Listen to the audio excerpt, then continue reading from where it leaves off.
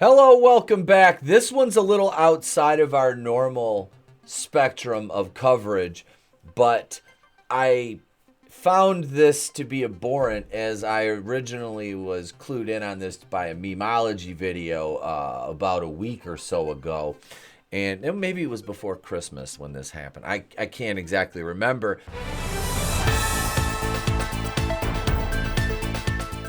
Claudine Gay, president of Harvard University, very prestigious Ivy League university, resigns, seemingly over plagiarism, not the Jewish genocide hearing.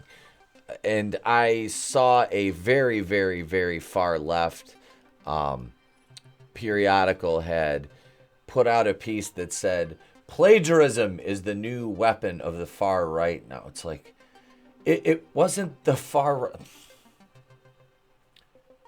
If it wasn't for hypocrisy, some of these folks would have nothing at all. Harvard president Dr. Claudine Gay announced on Tuesday she will resign from her post at the university. It's with a heavy heart, but a deep love for Harvard. I write to share I will be stepping down as president, she wrote in a letter to the community. One of the three university presidents who came under fire last month for not unequivocally saying yes when asked at a congressional hearing whether calling for the genocide of Jews violated school rules or codes of conduct. Gay seems to have had her hand forced over new allegations of plagiarism, which the video for that is disturbing to see how these three women danced around this question. Typical fashion of people of their ilk. They refuse to answer a question. They'll say, they'll spew word salads, but there'll be no substance. There's no meat or potatoes to anything. I'm eating too, bitch. Following the blowback from her comments at the hearing on Capitol Hill, where she appeared alongside the presidents of the University of Pennsylvania and MIT, who gave similar answers, Gay received the public backing of Harvard's governing board, whose members said, in this tumultuous and difficult time, we unanimously stand in support of President Gay. Before that, Gay apologized during the interview. I'm sorry! I'm sorry! That's enough. With the Harvard Crimson. In the statement, the board noted that it was aware of claims of plagiarism against Gay and that a review had concluded she had not violated the school's standards for research misconduct. With incredibly low standards. It added that a few instances of inadequate citation had emerged for which Gay would request for corrections. So this is funny. They took what she said and she resigns over plagiarism is what I'm trying to say. And it's funny because it's like she still hasn't said that genocide is bad. She still hasn't said it, but she resigns because of plagiarism allegations. This is the hill these people choose to die on. Like I said, I don't want to get too into this, but I mean, from a personal standpoint here, I mean, I find her attitude and the attitude of these other presidents of University of Pennsylvania and MIT to be abhorrent. And that's how I'll categorize them, is just abhorrent. And a lack of the ability to say unequivocally that genocide is bad. I mean, them not saying that, it's so telling about who they are as people and what their values or lack thereof are. The latest accusations against Dr. Gay were circulated through an unsigned complaint published Monday in the Washington Free Beacon, a conservative online journal that has led a campaign against Dr. Gay over the... see, here we go. This is Vanity Fair, so the smear tactics will begin.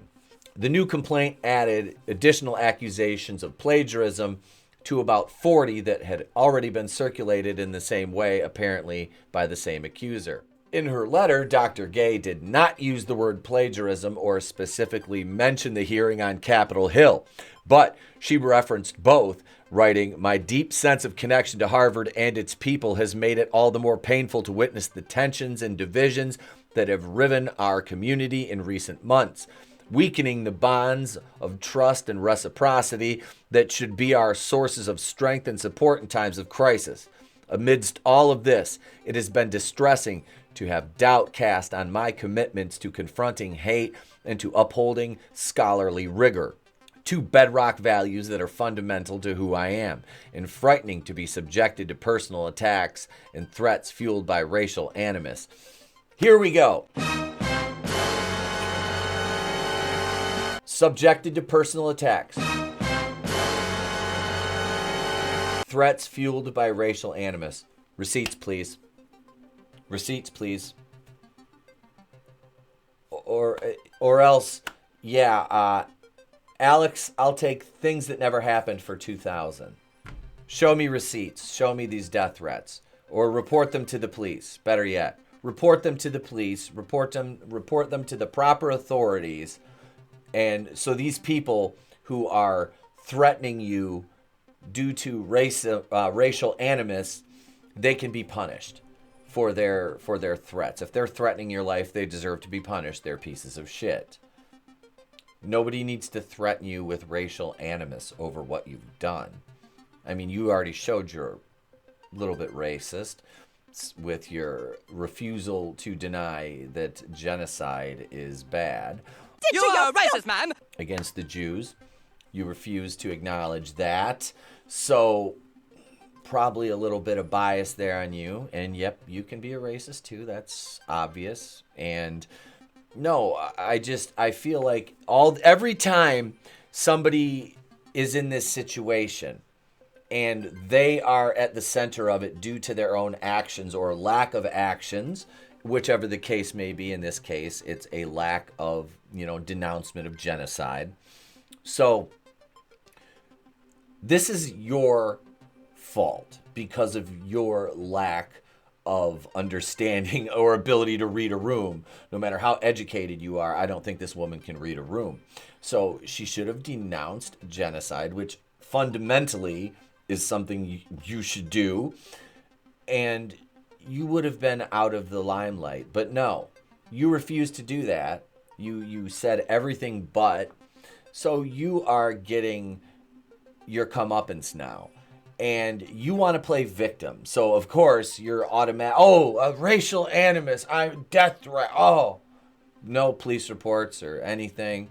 I'm sure if they had credible threats that had been that were real and reported, that we would have seen, because especially they would have made a point to make sure it was somebody who was white, because Dr. Gay is black, of course, a black female, which I'm pretty sure I don't know if she's a member of the Rainbow Mafia or not, but so they would just use that as an extra layer to, victim. That's another step up the victim hierarchy, especially in the halls of intersectionality. So, yeah, all these threats and all this is like I said, if there's no police report, I don't believe it. You have no receipts. So, yeah. Let's go back to the article. As the New York Times previously noted, Harvard faculty members and academics elsewhere responded to the initial accusations with varying assessments of the severity of the infractions, with some seeing a disturbing pattern and others calling them minor or dismissing them as a partisan hit job. Gee, like going after former President Trump before, during, and after he left office? Carol Swain, a former Vanderbilt University professor whose work was used by Gay with no citation, said she was livid about the matter. Stephen Levitsky, a government professor at Harvard who organized a faculty petition in support of Gay, said the alleged plagiarism appears to be nothing more than mild sloppiness. She's a quantitative scholar, he told the Times. She cares about the data. These guys don't spend time fussing about their literature reviews. No, that's too much responsibility. Charles Fried, a Harvard Law School professor, blamed the far right, because of course he did, saying it's part of the extreme right-wing attack on elite institutions. The obvious point is to make it look as if there's this woke double standard at elite institutions. If it came from some other quarter, I might be granting it some credence, but not from these people. Well, Charles Fried, that's kind of funny that you talk about that, because he acts as if there's no conservatives at these universities. All conservatives are these knuckle-dragging morons, which is, couldn't be further from the truth. If there's any knuckle-dragging going on, trust me, it's the leftist potatoes that just live in an echo chamber. And I know there's that on the left and the right, which is nice to be in the middle. But let's face it, if I had to deal with one or the other, I would rather deal with the far right than the far left, because the far right is seemingly more fine with hiding in the shadows and, not really outwardly doing anything, more or less just kind of playing that waiting game, whereas you have leftists burning cities down and, sitting in the middle of roads and gluing themselves to counters and, punching people at random on the street and murdering people. But, what do I know? It was the summer of love. What do I know, right? What are your thoughts on this? What do you think should happen here? I mean, I think her resigning. Now, with her resignation, she still gets a nice severance pay, and that's their way of owning the right. That I saw that on Twitter. That's owning the right. Take that, right winger. She still gets a fat severance package. It's like, okay, but she doesn't have her position of power anymore. Great, I don't want anything to to befall her. Losing your position of power and your prestige in that manner is, humiliating. So you can take and live your life out happy and healthy away from that. I'm fine with that. That's the difference between people like me and people like them. Like, they want me dead. I just don't want to deal with their bullshit because they're insane. Like, that's the difference. But let me know what you think in the comments of the entire situation. Please just keep it civil. I'm Etep. You know what to do. Subscribe if you haven't yet. Ding the bell for notifications. You can join as a channel member. If not, just hang out. It's free. It always will be. I will catch you guys on the next one.